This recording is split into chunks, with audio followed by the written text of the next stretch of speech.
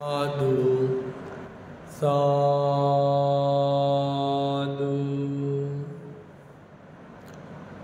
नमो तस् भगवतो वरहतो सम्मा सम्बुद्धस्स नमो तस् भगवतो वरहतो सम्मा नमो तस् भगवतो वरहतो सम्मा सम्बुद्धस्स साधु साधु साधु। दयेचे आगर, करुणेचे महासागर, विश्वाला शांती देणारे तथागत भगवान बुद्ध, तसेच त्यांचा सुविख्यात असणारा हा सद्धम्म, सद्धम्मावर आरूढ असणारा सदा पूजनीय श्रावक संघ, या तीनही रत्नाला माझे त्रिवार वंदन।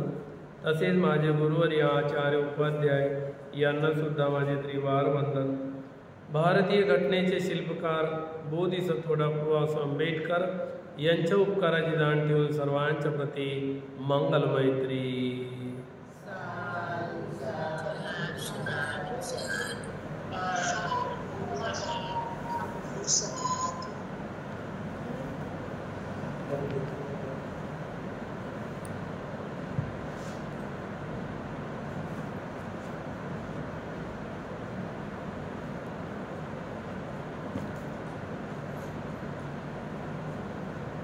मागील भागामध्ये आपण कोणता विषय पूर्ण केला होता?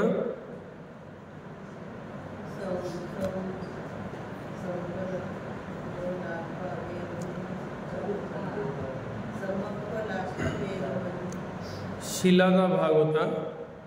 त्यामध्ये आपण जे कुशल कर्मपथ आणि अकुशल कर्मपथ, यामध्ये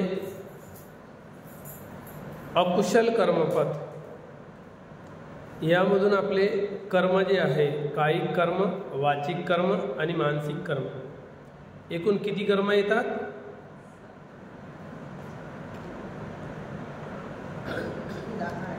10 कर्म येतात। त्यामध्ये कायेचे कर्म किती?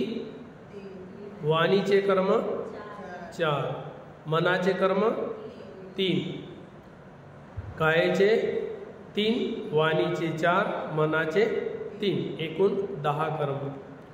या 10 कर्माचा आपण अभ्यास करीत आहोत। त्यामध्ये कोणते कोणते कर्म झाले? कायेचे 3, हिंसा, चोरी आणि व्यभिचार। वाणीचे 4, मुसावादा म्हणजे खोटं बोलणे, पिसुनाय वाचा, चहाडी चुगली करणे, फरुसाय वाचा, कठोर कटू न बोलणे, संपफलापा, व्यर्थची बडबड न करणे। या प्रकारे 4 कर्म वाणीचे झाले। आता मनाचे कर्म, लोभ, द्वेष आणि मोह। यामध्ये मनामध्ये लोभ, द्वेष, मोह जो उत्पन्न होतो, मनुष्य लोभामुळे काय काय करतो, द्वेषामुळे काय करतो, तर आपण आपल्या मनामध्ये उत्पन्न होणारे विकार, यावर भगवान बुद्धांनी उपदेश केलेला आहे। मनुष्य जास्तीत जास्त त्याचा स्वभाव, थोडीशी गोष्ट लागली तरी दुखावल्या जातो आणि दुखावल्या गेल्यानंतर तो कठोर होतो आणि क्रोधित होतो, क्रोधित होऊन रागावतो, बोलतो किंवा मारतो। या प्रकारचे एक उदाहरण भगवान बुद्धांनी मज्जिम निकायामध्ये एक सूत्र आहे, त्या सूत्राचं नाव आहे कक चुपम सुत्त। कोणतं नाव आहे? कक चुपम सुत्त, मज्जिम निकायामध्ये। त्याबद्दल भगवान बुद्धांनी हा उपदेश केलेला आहे की अनेक लोक दिसायला फार वरून छान दिसतात, पण आतमध्ये किती क्रोधभाव भरलेला आहे ते त्याला डिवचल्यानंतरच माहीत पडते. तोपर्यंत माहीत पडत नाही त्याचा स्वभाव काय आहे. अशा प्रकारच्या स्वभावाचे लोक 6 प्रकारच्या स्वभाव आहे. प्रत्येक व्यक्तीचे किती स्वभाव आहे त्याला चर्या म्हणतात. 6 प्रकारच्या चर्या. पहिल्या प्रकारची चर्या आहे रागचर्या, दुसरी आहे द्वेषचर्या, तिसरी आहे मोहचर्या, चौथी आहे बुद्धिचर्या, 5वी आहे वितर्कचर्या आणि 6वी आहे श्रद्धाचर्या. या 6 चर्याने मनुष्य बनलेला आहे. प्रत्येक व्यक्तीचा 6 प्रकारचा स्वभाव आहे. या 6 प्रकारच्या स्वभावामध्ये मिक्स स्वभावाचे लोक सुद्धा आहेत. कुणामध्ये राग आहे तर सोबतच द्वेष आहे, द्वेष आहे तर मोह आहे, राग नाही आहे. अशा प्रकारचे मिक्सवाले या 2-2 प्रकारचा स्वभावाचा गुण कुणाकुणामध्ये आहे, कुणाकुणामध्ये नाही आहे. कुणामध्ये एक स्वभाव गुण आहे, म्हणून याला म्हणतात चर्या. या चर्येच्या लोकांचा जर अभ्यास केला तर आपल्याला लवकर माहीत पडते की हा व्यक्ती कोणत्या स्वभावाचा आहे. लवकर याला क्रोध येतो का, लवकर हा द्वेषी बनतो का, लवकर हा मोहित होतो का लवकर याच्यामध्ये रागद्वेष आहे की मोह आहे की क्रोध आहे, श्रद्धा आहे, बुद्धी आहे, वितर्क आहे का मिक्स आहे, अलग अलग आहे की 2-2 स्वभावाचे गुण आहे ओळखायला येते. तर अशा प्रकारे आज आपण पाहूया क्रोध. क्रोधी व्यक्ती, काही लोक क्रोध दाखवत नाही, शांत असतात, दिसायला खूप लीन असतात, एकदम सौम्य असतात, परंतु जेव्हा त्याला थोडंसं जरी शब्दाने डिवचलं किंवा एखाद्या शरीराने कृती केली तेव्हा त्याचा स्वभाव ओरिजिनल माहीत पडते. तर यावर भगवान बुद्धांनी या ककचुपम सुत्तामध्ये उपदेश केलेला आहे. भगवान बुद्ध म्हणाले, भिक्खूंनो, प्राचीन काळी या श्रावस्ती नगरामध्ये एक वैदेहिका नावाची कुलीन स्त्री राहत होती. तिचं नाव काय होतं? वैदेहिका. कुलीन स्त्री म्हणजे तिची ख्याती होती, खूप छान आहे, छान स्वभावाची आहे, हिला कधी क्रोधच येत नाही, प्रसिद्ध. या प्रकारची ती नगरामध्ये प्रसिद्ध असणारी स्त्री, तिचं नाव होतं वैदेहिका. ती राहत होती. ती बोलण्यामध्ये खूप गोड बोलणारी होती आणि नम्र होती, एकदम नम्रता तिच्यामध्ये, नम्र आहे. ती फार शांत राहत होती, जास्त इकडलं तिकडलं न करता शांत राहत होती, न बोलता, न कोणाच्या विषयी चर्चा करता एकदम शांत राहत होती. अशी तिची सर्व शहरात प्रसिद्धी पसरली होती. ती स्त्री कशी आहे? एकदम शांत आहे, सभ्य आहे, कुलीन स्त्री, न बोलणारी आहे, गोड बोलणारी आहे, अशी प्रसिद्धी नगरामध्ये होती तिची. त्या वैदेहिकाची एक परमदक्ष आणि उद्योगी म्हणजे सजग राहणारी, प्रत्येक क्षणाला ती कोणतंही काम सांगा काम करणारी तिची उद्योगी काली नावाची दासी होती. काय नाव तिचं? काली. आणि मालकींचा वैदेहिका. ती वैदेहिकाची परमदक्ष आणि उद्योगी, वारंवार कोणतंही काम सांगा नाही म्हणत नव्हती, अशी काली नावाची दासी होती. खरोखरच मालकींची परीक्षा पाहण्यासाठी खरोखरच माझी मालकीन अशी आहे का, जशी लोक म्हणतात, जशी दिसते तशी आहे का? म्हणून तिने एके दिवशी त्या दासीच्या मनामध्ये अशी शंका आली, ही माझी मालकीन खरंच शांत वृत्तीची आहे का? ते लोक म्हणतात शांत आहे, गोड बोलणारी आहे, तर या प्रकारची खरंच माझी मालकीन आहे का? म्हणून शांत वृत्तीची आहे का, किंवा ती वेळच्या वेळी कामं करीत आहे म्हणून तिला रागावण्याची संधीच सापडत नाही? दासीनं काय केलं, आपल्या मालकींची आपण परीक्षा घेतली पाहिजे. खरंच तिचा स्वभावच शांत आहे, की मी बरोबर वेळेवर कामं करते म्हणून तिला रागावण्याची संधीच मिळत नाही, क्रोधित होण्याची संधीच मिळत नाही? तर आपण परीक्षा घेतली पाहिजे. पण कोणाची कोण परीक्षा घेत आहे? दासी मालकींची परीक्षा घेत आहे.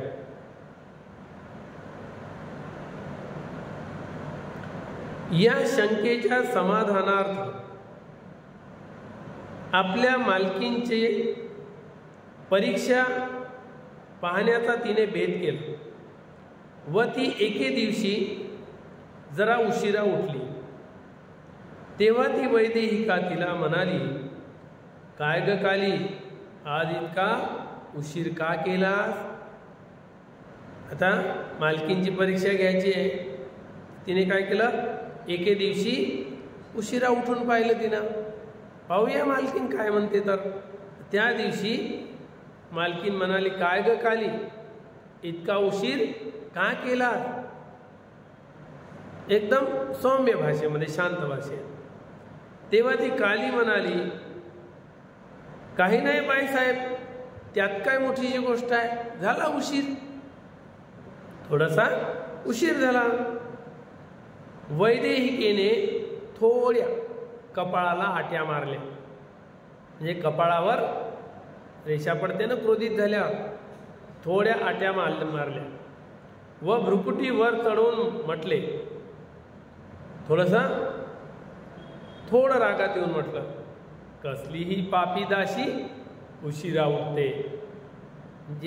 जास्त रागावली नाही, पण थोडी कपाळाला आट्या मारून, कसलीही पापी दासी उशिरा उठते म्हणजे काय? काही दिवस गेल्यानंतर पुन्हा कालिदासी उशिरा उठली, थोडा उशीर करून उठली. त्या दिवशी बाईसाहेबांनी तिला बऱ्याच शिव्या दिल्या. आता काय केलं, शिव्या दिल्या. पहिल्या वेळेस फक्त डोक्यावर कपाळावर आट्या पडल्या, जास्त क्रोध नाही आला. पण दुसऱ्या वेळेस शिव्या दिल्या. आणखी काही दिवस गेल्यावर बाईसाहेबाची पुन्हा एकदा परीक्षा पाहावी म्हणून कालीने उठण्यास फार उशीर केला. पुन्हा काली तिसऱ्या वेळेस पुन्हा जास्त उशिरा उठली. सूर्याचे किरण पडले त्यावेळेस उठली. मग काय विचारता, मालकीन काही तिचा खरं नाही. मग काय विचारता, बाईसाहेबांचा क्रोध पुन्हा एकदम भडकला. आता बाईसाहेब जागेवर नाहीये. तिने जवळ पडलेली लोखंडाची जे खीळ घेऊन ती कालीच्या डोक्यात घातली. रोजचं तुझं ऐकत आहो, काही नाही मालकीन, झाला उशीर, त्यात काय, काही नाही मालकीन, झाला उशीर, त्यात काय मोठी गोष्ट आहे. रोजच ऐकत आहो तुझं.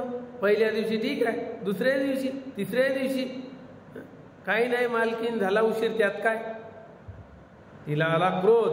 क्रोधाच्या भऱ्यात बाजूला होतं ते उसळामधलं मुसळ. उसळामध्ये जे मुसळ असते ना, लोखंडी उकळामधला जो राड असतो, तो काही कांडाचा, तो घेतला आणि क्रोधाच्या भऱ्यामध्ये कालीच्या डोक्यामध्ये हाणला. जोराने मारल्याबरोबर टपकन तिच्या डोक्यावर आवाज आला आणि तिच्या डोक्यातून रक्त निघू लागलं. ती घाबरल्या की मारून टाकेल पुन्हा, की मारती का काय म्हणून इकडे तिकडे पळू लागली, की वाचवा मला, कोणीतरी वाचवा, माझ्या मालकींपासून वाचवा. या प्रकारे ते घाबरून आरडाओरडा करत रस्त्यावर इकडे तिकडे धावू लागली आणि शेजाऱ्यांना गोळा केले. शेजारी सर्व गोळा झाले. त्याने कालीला विचारले, काय झालं काली, तुझं डोकं का फुटलं आणि तू ओरडतोस का? या प्रकारे विचारू लागले. तिच्या डोक्यातून रक्त वाहत होतं. चौकशी करण्यास काही लोकांनी प्रारंभ केला. चौकशी सुरू केली की नेमकं कशामुळे झालेलं आहे, काय झालेलं आहे. तेव्हा काली त्यांना म्हणाली, आपण ज्यांना मोठ्या शांत समजत होते, तुम्ही लोक माझ्या मालकींना खूप शांत स्वभावाची समजत होते, खूप गोड बोलणारी समजत होते, खूप सौम्य वागणारी समजत होते.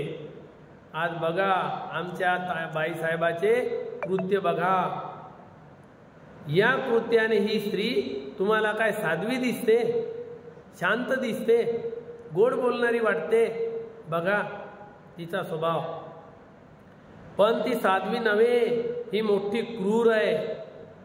हिला दयामाया नाही आहे कुणाची, इतकी क्रोधी आहे. अशी वैदेहिकाची शहरभर अपकीर्ती पसरली. जिची पहिले कीर्ती पसरली होती की चांगली बाई आहे, चांगली बाई आहे, छान बाई आहे, सभ्य आहे, सभ्य आहे, शांत आहे, अशा प्रकारे तिला कधी क्रोधच येत नाही, अशी तिची प्रसिद्धी पसरली होती पुऱ्या गावात. आणि आज बघा तिचा स्वभाव. या प्रकारे तिने आपल्या मालकींची परीक्षा घेतल्यावर माहीत पडलं की स्वभाव या प्रकारचा असतो. अशाच प्रकारे भिक्षूंनो, त्या कुलीन स्त्रीप्रमाणेच काही भिक्षू या प्रकारे असतात की जोपर्यंत कटू शब्द ऐकण्याचा प्रसंग आला नाही तोपर्यंत मोठे शांत दिसतात. आणि जेव्हा स्वभाव आपला ओरिजिनल स्वभाव जेव्हा बाहेर येतो, प्रत्येक व्यक्तीजवळ अलग अलग स्वभाव आहे. म्हणून मी पहिलेच सांगितलं की 6 प्रकारचे स्वभाव आहे. त्या स्वभावाला बुद्धाने चर्या म्हटलेलं आहे आणि ते चर्यापीठक आहे. भगवान बुद्धाचं जे उपदेशाचं चर्यापीठक आहे आणि त्या चर्यापीठकामध्ये प्रत्येक व्यक्तीचे अलग अलग स्वभाव दाखवलेले आहे. या स्वभावानुसार मनुष्य जीवन जगत असतो. काही लोक दिसत नाही म्हणून ही बाईसाहेब काय होती, वरून मोठी शांत दिसत होती आणि जेव्हा तिला डिवसलं, तिची परीक्षा पाहण्याचं काम केलं नोकरानीनं, तेव्हा मात्र ती ओरिजिनल स्वभावात आली. आणि म्हणून म्हणतात दिसते तसं नसते आणि म्हणूनच जग हसते. दिसते तसं नसते. म्हणून बुद्ध म्हणतात एखाद्या व्यक्तीला तुम्हाला जाणायचं असेल तो कशा स्वभावाचा आहे, काय करावं लागेल, त्याची बरेच वर्षापर्यंत, बरेच दिवसापर्यंत त्याची संगती करावी लागेल. तुम्हाला एखाद्या व्यक्तीला खरा स्वभाव जर एखाद्या व्यक्तीचा जाणायचा आहे तर बरेच दिवसापर्यंत, बऱ्याच वर्षापर्यंत त्याची संगती करावी लागेल.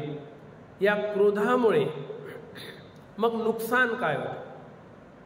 तिची प्रसिद्धी होती, ती प्रसिद्धी एका क्षणात खतम झाली. जे लोक समजत होते की नाही शांत आहे, खूप सभ्य आहे, खूप सौम्य बोलतो, गोड बोलतो, ही जी प्रसिद्धी सगळीकडे पसरलेली होती, ही प्रसिद्धी तिची आता राहिलेली नाही.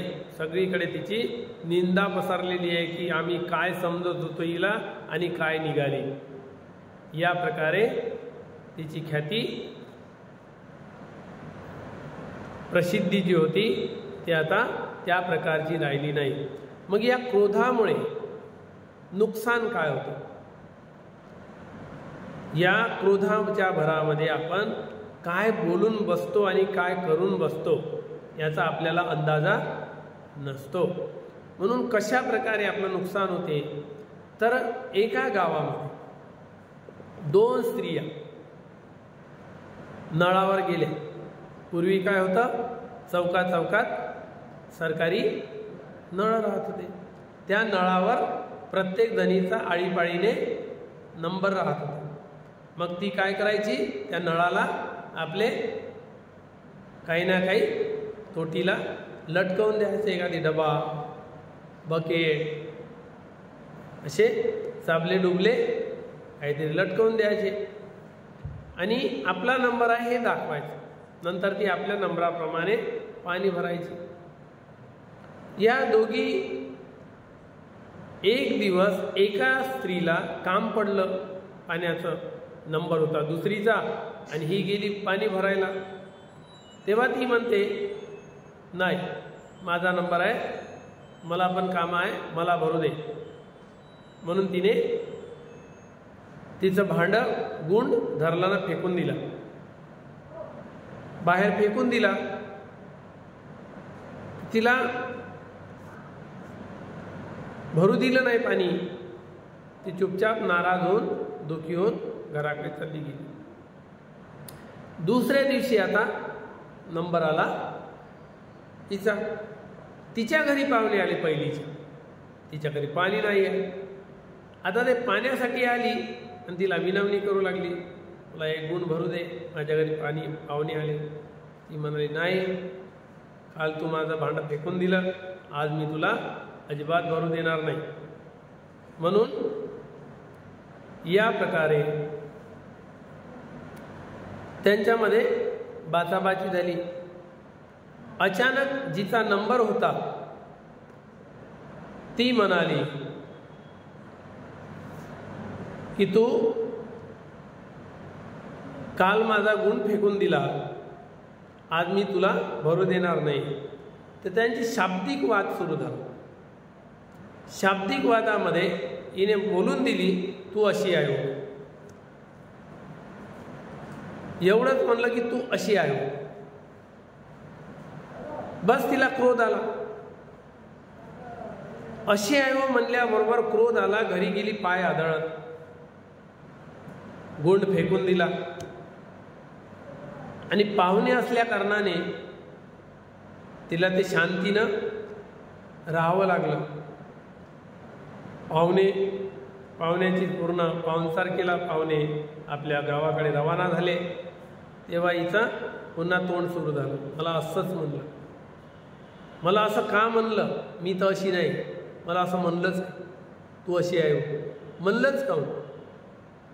ती दिवसभर मला असंच म्हणलं, मी तर अशी नाही, मला असंच म्हणलं, मी तर अशी नाही, सुरू दिवसभर. रात्री झोपाच्या वेळेला सुद्धा तेच, मला असंच म्हणलं, मी तर अशी नाही, मला काहूनच म्हणलं, तू अशी आहे, मी तर अशी नाही, रात्रभर. आता समोरच्या स्त्रीनं काय केलं होतं, एक डबीची काडी उगारली आणि फेकली सामोर. या स्त्रीनं काय केलं, ती डबीची काडी उगारलेली घेतली, जोपासना केली आणि घरी घेऊन गेली. त्या डबीच्या काडीला चुलीमध्ये लावलं, काड्या लावल्या, त्याच्यात इंधन लावलं. काय झालं, आग पेटली. ती आग रात्रभर त्याच्यात काड्या लावत बसली, मला असंच म्हणलं, मला असंच म्हणलं, मला म्हणलंच काहून, मला असंच म्हणलं, रात्रभर त्याच्यामध्ये काड्या लावत बसली. शेक कोणाला लागत आहे, चटके कोणाला लागत आहे, झोंबत कोणाला आहे. ती जी डबीची काडी उगारून फेकणारी होती ती घरी गेली, तिला पश्चाताप झाला. अरे फालतूच बोलली मी तिला, थोड्याशा वेळेची गोष्ट होती, बोलायला नव्हतं पाहिजे, पण मी बोलून बसली, माझी गलती झाली. घरी ती पश्चाताप करत आहे आणि जिनं ते डबेची काडी नेली उगारलेली, घरामध्ये जिनं त्याच्यावर विस्तू पेटवला आणि काड्या लावतच आहे, राखेल झोकतच आहे, काड्या लावतच आहे रात्रभर. त्या अग्नीला जिवंत ठेवला. रात्रभर तिला चटके लागले, मला असंच म्हणलं, मला असंच म्हणलं, काहूनच म्हणलं, मी तर अशी नाही. रात्रभर बिचारी झोपली नाही. सकाळी उठली, तिचा आकराड वाकराड चेहरा, डोळे सुजलेले, केस बिखरलेले, पूर्ण विखरून आहे केस आणि गेली ना. बाया विचारतात, काहून बाई, काहून अशी दिसते, काय तब्येत बिघडली का? नाही नाही, मला हिनं असंच म्हणलं. दुसराही दिवस निघाला, पहिला दिवस तर गेला, रात्रही गेली, आता दुसरा दिवस निघाला. नळावर गेल्याबरोबर बायाने तिला विचारलं की काहून बाय अशी दिसते? मला हिनं असंच म्हणलं. काहूनच म्हणलं मी अशी नाही आहे, मला तू अशी आहे म्हणलंच काहून? तिचा अग्नी पेटूनच आहे, अजून विजला नाही. तिचा अग्नी शमूनही गेला, पश्चातापही केला की अरे मला नव्हतं बोलायला पाहिजे, नव्हतं दुखवायला पाहिजे. आणि हिचा अग्नी रात्रभरीनं काड्या लावल्या ना, अग्नी पेटतच आहे. आणि आताही नळावर गेल्याबरोबर तिच्याशी पुन्हा हिनं वाद घातला. तू म्हणलंच काहून सांग, तू म्हणलंच काहून? शाब्दिक वादाचं रूपांतर कशात झालं? भांडणामध्ये झालं. आणि हळूहळू त्या भांडणाचं रूपांतर झगड्यामध्ये झालं. झगडा भांडण समजते ना? कशाला म्हणते भांडण?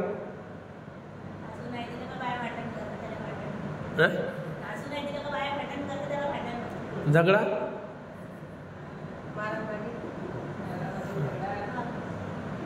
झगडा कशाला म्हणतात? हा, ज्याला तोंडातांडी होते, शाब्दिक वाद होते, त्याला भांडण म्हणतात. आणि जेव्हा तो शाब्दिक वाद विकोपाला जातो तेव्हा एकामेकावर कोणता ना कोणता वस्तू घेऊन, शस्त्र घेऊन धावत जाऊन मारतो, शरीराने कृती करतो, त्याला म्हणतात झगडा, मारामारी.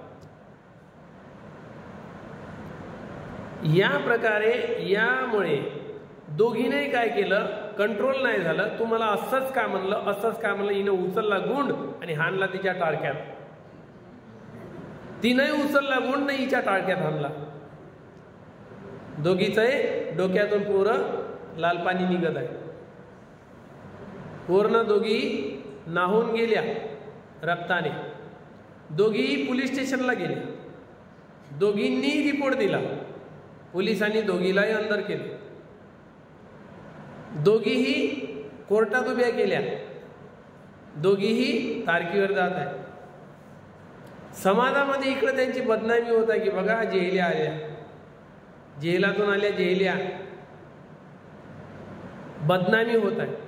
ह्या झगडणाऱ्या आल्या, भांडखोर आल्या, मारामारी माणसासारख्या करणाऱ्या आल्या. बघा, समाजामधली जी प्रतिष्ठा आहे ती त्यांची गायब झाली. पहिले सभ्य होत्या, मिळून राहायच्या, पण पाण्याच्या वादावरून एका शब्दामुळे काय झालं? पूर्ण वाद पेटला, विकोपाला गेला, पोलीस स्टेशनला गेला, मारामाऱ्या पूर्ण होऊन केस लागली, कोर्टात आता तारखीवर जात आहे. आणि येणे जाणे त्या तारखेला वेळ द्यावा लागत आहे. घरचा जो वेळ देत होता आपल्या परिवाराला तो वेळ कुठे जात आहे? कोर्टात जात आहे. आणि ज्या संपत्तीमध्ये खुशीनं जगत होते ती संपत्ती आता कुठे द्यावं लागत आहे? अटर्नेला द्यावं लागत आहे, वकिलाला द्यावं लागत आहे. म्हणजे किती नुकसान? समाजातली बदनामी अलग. म्हणून एका शब्दाने काय झालं? शब्दानी पेटती घरे, शब्दानी उठती वादळे. काय होतो शब्दामुळे? शब्दाने तुफानच्या तुफान उठतात, वादळच्या वादळ उठतात, तर घरच्या घर बर्बाद होतात. कशामुळे? एका शब्दामुळे. म्हणून शब्द काय आहे? दुधारी तलवार आहे. शब्द हा केव्हाही जपून वापरा म्हणते. दोन धारी तलवार आहे, सिद्धा वार करते, एकदम हृदयाला छल्ली छल्ली करते. म्हणून शब्द जपून वापरा. वाचाय संवरो साधू. वाणीवर जर संवर केला तर आपलं मंगल निश्चित आहे. वाणीवर संयम नसल्यामुळे काय होते? ते सारे तरंग शरीरावर उमटतात. आणि शरीर काय करते? मन ताब्यात नसल्यामुळे शरीरावर तरंग उमटले क्रोधाचे, त्याचा परिणाम कायेवर येतो आणि काया आपलं काम करून जातो. कायेने कृती करतो, त्याला 2-3 मारून देतो. पण त्याचा परिणाम काय होतो? कायेवर संवर नसल्यामुळे हे घडलं. आणि कायेवर संवर का नाही? वाणीवर संवर का नाही?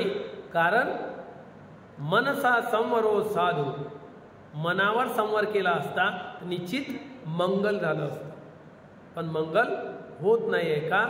कारण संयम नाही. म्हणून कायेवर, वाणीवर आणि मनावर संयम जर केला तर निश्चितच सर्व दुःखावर संवर केला, दुःख आता येणारच नाही. म्हणून कमीत कमी बोलणे, मोजकं बोलणे, कारणिक बोलणे, योग्य ते बोलणे आणि गोड बोलणे, त्यामुळे कोणालाही क्रोध उत्पन्न होणार नाही. एका शब्दामुळे तू अशी आयो, काय म्हणलं? तू अशी आयो, एवढंच म्हणलं, काही नाही. काहूनच म्हणलं, मी का अशी आहो का, मी तशी दिसतो का, हां म्हणलंच काहून? मग एकीजवळ नाही, हिनं मला असं म्हणलंच काहून, मी तशी नाही आहो, मी तर अशी नाही आहो, मला म्हणलंच काहून, तू अशी आहे म्हणलंच काहून? चाललं ते एका शब्दावर. संयम नाही. समोरचीनं पश्चाताप केला. समोरचा व्यक्ती जेव्हा एखादी डबीची काडी उगारून फेकतो तेव्हा आपण काय केलं पाहिजे? ती घेऊन जायचं, घरी न्यायचं, चुलीमध्ये लावायची, वरून मस्त काड्या लावायच्या आणि अग्नी मस्त भडका पेटवायचा आणि मी पेटतो तूही पेट, दोघीही पेटू. क्रोधाच्या भरात दोघीही पेटल्या आणि दोघीचा परिणाम काय आला? कोर्ट कचेरी परिणाम. म्हणून या शब्दाला जपून वापरलं पाहिजे. अशा लोकांचा स्वभाव जाणून दूर राहिलं पाहिजे. याचा स्वभाव हानिकारक आहे, आपल्याला परिणाम दुःखदायी देणार आहे. त्याच्या कमी बोलणे, मोजकं बोलणे, कारणिक बोलणे किंवा मौन धारण करणे, बोलायचंच नाही, उत्तर द्यायचंच नाही, दूर राहायचं, प्रयत्न करायचे दूर राहायचे, त्याच्याशी संपर्क कमी आला पाहिजे. समाज आहे, समाजात राहावं लागते तर संपर्कही येणारच आहे. संपर्क कुठे जाणारा? समाज सोडून तर जाऊ शकत नाही, आपण पडू शकत नाही ना. कधी ना कधी तर सामना होईल, कोणतं ना कोणतं काम पडेल. समाज आहे, समाजात राहावं लागते. परंतु या सामाजिक याच्यामध्ये काम करत असताना अनेक लोक आपल्या मनाच्या विरुद्ध वागणारे, बोलणारे, कृती करणारे मिळतात. पण आपण आपल्या वाणीवर, कायेवर, मनावर जर संयम केला तर अशा लोकांच्या संगतीत राहण्याचा आपल्याला वेळच येणार नाही. धर्माबरोबर आपलं काम करून त्याला टाळणार. धर्माच्या नुसार जर आपण जीवन जगलो, बार बार जर धर्माला हाती धरलं, धर्मच आपला कल्याण मित्र आहे, तोच आपला बचाव करू शकते, दुसरा कोणी करू शकत नाही. म्हणून बार बार कालेन धम्म श्रवणं एतं मंगलम उत्तमं. भगवान बुद्धांनी असं काय म्हणलं? वेळोवेळी धम्मश्रवण करा, हेच त्यानंच तुमचं उत्तम मंगल होणार आहे. खोटं तर नसल म्हणलं, खोटं म्हणलं का बुद्धानं? सत्यच म्हणलं ना. मग आम्ही काय करतो? ज्याने आपलं मंगल होणार आहे ते मंगलाच्या गोष्टी आपण ऐकतच नाही, धम्मश्रवण करण्यासाठी वेळच देत नाही. सारा वेळ आपण आपल्या संसाराला देतो.